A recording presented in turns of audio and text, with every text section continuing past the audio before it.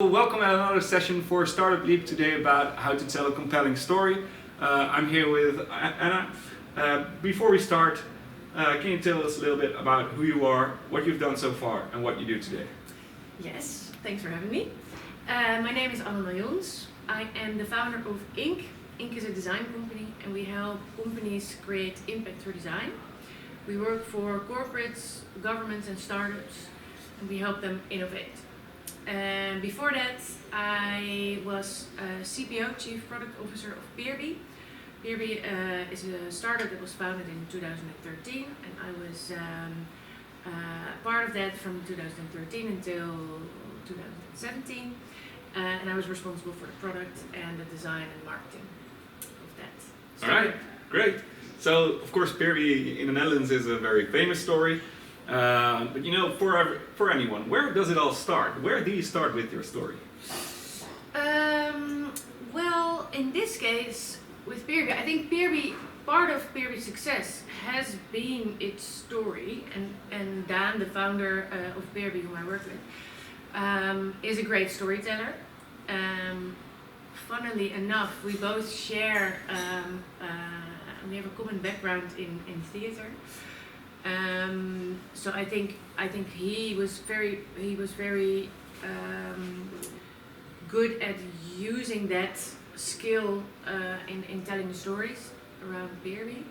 And his founding story was always about his house that burned down and him being without stuff, and then sort of the overwhelming experience of altruism, of people around him that had helped him out and were willing to share all their items with him, and so many more. And I think a big part of the success of that story is that it is very personal, and it's very much in line with what we call the hero's journey. And the hero's journey is something you should Google, but it is sort of a way to build up your story, and it's a way of storytelling that people, it's a structure for a story that people really like. Yeah. That there's, it's a sort of a coming of age story where you start off and you can't be in the situation that you are anymore. You see change, you want change, you crave change, you go on a journey. There's many obstacles, you have to fight, dragons, and you have to overcome so many things, and through these challenges you grow and you gain insights, and eventually you literally end up on the other side where you have become wise and So successful. would your lesson then be start with the structure or start with the goal? I don't know. I think when I was thinking about this question the other day, I think what I would always do, what I always also do, because now of course I have my own company, so I have to tell my own story. What I always do is you really have to start with yourself. I always love stories that are genuine and that are vulnerable. No, but I think that's a very underestimated thing, especially in the startup world where things like elevator pitch and your 4-minute pitch and all those things have become sort of almost formal. But I think starting with who you are and why you do what you do, why you are passionate about what you do, and sort of link that to your personality or to your fascinations or your passion. I think actually that is the most important thing. Yeah. So is it also then one of the major pitfalls that you see when people tell a story is that it isn't authentic or that it isn't personal? So, and what are other pitfalls? Actually, my husband, he's a director. So I was discussing this topic with him yesterday, and he guides also, like he trains CEOs of companies to tell stories, and I asked him, what do you think is the biggest pitfall? And he immediately said the TED Talk cliche. Like when you see someone deliver a pitch and you feel like this person has just copied the tricks too well, or has seen too many TED Talks. So that's a pitfall, that you try too hard, or that you try to make it fit a certain format. Yeah. So I wouldn't start with the structure, really. Okay. I would start with Yeah. what do I want to tell? What is interesting about me and why am I here? Because that is Yeah. what people connect to. Yeah. Another pitfall, I was thinking of the worst lecture I ever gave. I gave Where a lot was of it? talk. So I teach at TU Delft, Alright. which is an innovation masters. And one of the first times I was invited to a course that's called Reflection on Design, and only like real talented designers were always invited to this lecture to give this lecture. So I was extremely nervous, and I just graduated. And I think what happened is that I wasn't even convinced myself that I was a great designer, right? Yeah. So my whole lecture, I kind of started to just list all the things that I had designed Yeah. in order to hope that, I hope that I would convince the students that I was legit, Yeah. that I was a real designer, and that I had at least some talent, and that I was allowed to be on this stage. Mm-hmm. And of course, that turned out to be a horrible lecture. I mean, it was way too long. There was no story at all. Did you get some feedback from the students? I think that the person who invited me was kind enough not to send through all the feedback. But I got some feedback from some students that they liked the diversity of my work or something. Yeah. But so I think what I learned from that is that two things. One is you have to believe what you say. Yeah. You have to understand that you are there and you're there for a reason, and you have something to say, right? You have something to share, and it's you have something interesting to say. You have to believe that yourself. If you don't believe that yourself, then Yeah. you have to go back to the drawing table. And another thing is that you have to keep it short, and you have to understand what story am I telling. Mm-hmm. So people are not interested in very long, detailed, stories, or you have to keep it short. And it doesn't matter if you don't give all the information, or if you are stepping over details. Yeah. Because if you have to also elicit some sort of curiosity, right? Some sort of people want to have to know more. Yeah. Have to want to know more. So that's important. And one other thing that my husband mentioned, which is true, Yeah. is he said delivering a speech is muscular training. He says the biggest pitfall is people don't practice out loud. So they will look at their slides, or they will look at their look on paper and type all their pitch out, or type their Yeah. whole story out. But I think every actor knows that is not how you practice, right? You No. practice out loud. First, Yeah. you do it yourself in front of the mirror, which is super awkward, but you have to do it. Second, you do it in front of one of your loved ones, like your family, which is also super awkward, but you have to do it. Why? Because otherwise, Yeah. being on stage is super awkward. Yeah. Like you have to go through that awkwardness in a safe space. Yeah. Because otherwise you're going to be you're going to have a blackout on stage. Yeah. Because it's going to overwhelm you how awkward it is. And public speaking is still fear number one. I mean, you mentioned Yes. that your husband trains CEOs and the likes And to present and act, actors, of course. Yeah. But then would you say, like, is it possible for anyone to tell a compelling story? Yes. Yes.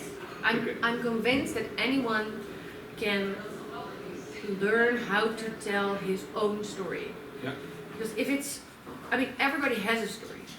We are humans, and our main interest is other humans. Otherwise, social media wouldn't be so big. So we are super interested we are even interested in people and what they eat, right? Yeah. So if you are true to yourself and you practice a lot, I honestly believe everybody can tell an interesting story. As long as you don't believe that you have to meet some kind of standard, or you have to be, it's good to be original. It's good to be, you don't have to tell the story the same way everybody else does. Did you have As long as you're- did you get to see some unexpected presentations or stories from people that you thought, I did not expect this from you? Yeah, I mean, I am a mentor in in 4 different accelerators. So I've seen many pitches, and also when I was still working at Peerby, we pitched a lot together with other startups. So I've seen many pitches. I think the ones that stuck with me were always the ones that were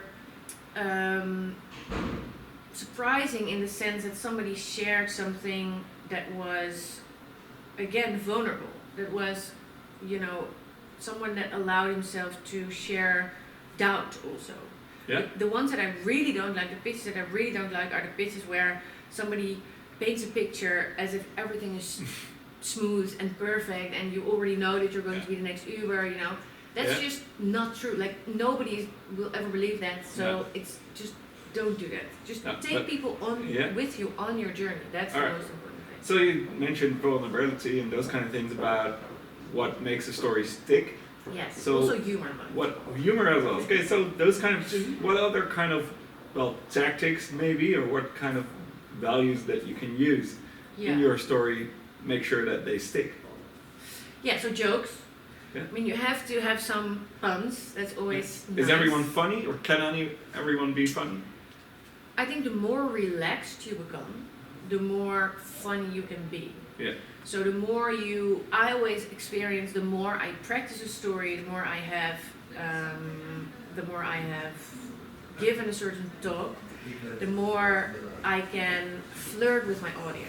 And that's also really important. Like, delivering a speech or a pitch, it's also like flirting, because who you are facing in the audience, you are kind of in this dance of, do I want something from you? Do you want something from me? Are we going to be meaningful for each other? Are we going to, so you can adapt your story on the go based on your audience response. Yeah. So you also change your story based on whatever kind of audience you have in front of you. Like, you change it up front. Yeah. So I don't have many different stories to tell, because if you have a genuine story that's really about you and how things have evolved the way they are, then that's the story, right? Yeah. But I do really adapt my story to the audience, because I always ask myself, like, what audience do I have in front of me, and what is interesting to them? What is their problem? What are they looking for? And so I don't think I change my story. I just put emphasis on different things. All right. Especially, I mean, now I have a company where we work for different kinds of clients, and they have different kinds of problems, right? Mm-hmm. I mean, we know that they're all interrelated, because they all relate to product development and innovation and validation, all these things. But as a corporate, you are interested. Your problem is just different from being a startup founder. Yeah. And I understand the problem when you are an innovation manager in a corporate, but I also understand your product problem when you're a founder of an early stage startup. Yeah. So when I deliver my talk to startups, I just try to meet them where they are. Yeah. And I try to understand, I've been in their shoes, so I understand probably what they are dealing with, and I try to feel them heard and seen. Yeah. And I think that's important. So it's rather a matter of emphasis than having like 5 different stories. All right, cool. So you mentioned that you talk to corporates, you talk to startups. I can also imagine that you talk to, at least in the past, or I don't know what you do today, but that you talk to larger audiences, to smaller audiences. Yeah. You mentioned that you're a mentor. I mean, you did mention, of course, that you're also a teacher, so those are larger audiences. I can also imagine that you tell stories, or at least have to tell stories over the phone, with your customers, with your partners, maybe even with employees, or those kind of things. So how do you take the setting? So what can you do? For example, when you talk in person, of course, you can show things, but how do you do those kind of things when you talk over the phone, for example? If a meeting is important, I would always do it face to face, because what is it that they say, 90% of communication is body language or something. Yeah. So I think that is definitely what you lose. Even FaceTiming, that's definitely what you lose. Also, I always experience, everybody knows that technology is in the way of communication. So there's always this bumpy startup where you have to check if everybody is online, or everybody's there on time, or if their internet works and all that. Yeah. I mean, that can also be a little bit of an icebreaker, but usually it's not great for timing, actually. I think that is my main problem with doing things over the phone or through Skype or, well, nobody uses Skype anymore, but Yeah. face calling. It's difficult to time your story well because you can never see if the other person is about to start talking or you start talking at the same time. So if it's really important, always go there. I mean, when I was still with Dan pitching for money for Peerby, we would always just fly there. It's important. Yeah. So that. Of course, you have meetings over the phone sometimes, and I don't know if I don't use props. I just try to sort of get through. Yeah. And talk about props, for example. Still almost all all presentations are accompanied by slides. right. So, do you have any golden rules for what should and shouldn't be Yes. on the slides? Yeah. So I'm a designer and I'm a visual thinker. So my slides contain hardly any text. I actually use my slides only to help myself stick to the storyline. Yeah. And I know with every slide what I want to say, so that I don't need notes or and I can also improvise a little bit because I know the next slide will guide me in my story. Yeah. That's what I use my slide for personally, but and then to illustrate my story. Yeah. I think that's a good way to think to go about your slides. Use them as illustrations and never use them to explain things that you can't explain verbally. Yeah. Yeah, so I think the biggest pitfall is too much text Yeah. in every presentation because it's difficult to focus on you and your story and read at the same time.